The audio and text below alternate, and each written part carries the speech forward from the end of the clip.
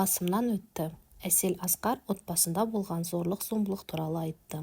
Сәлем достар, каналымызға қош келдіңіздер. Тіркеліп, лайк басып, пікір қалдыруды ұмытпаңыздар. Қазақстандық жас актриса әрі блогер Әсел Асқар отбасылық өмірде зорлық-зомбылыққа тап болғанын айтты. Өнер иесі ақыр соңы өзіне күш көрсеткен жолдасынан ажырасып тынған.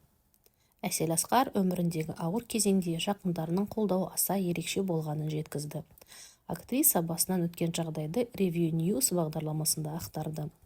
Бұл мен үшін өте өзекті тақырыптардың бірі, өйткені осы зорлық-зомбылық өкінішке орай өз басымнан өтті. Одан құтылдым, Құдайға шүкір. Сол кезде ата-анамның қолдауы елеулі болды.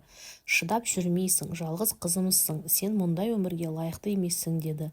Сосын Бүркіт ағамда қолдауын білдірді. Ол мұндайға көз жұмуға болмайды. Бұл не деген сұмдық деді. Деп ағынан жарылды блогер ару.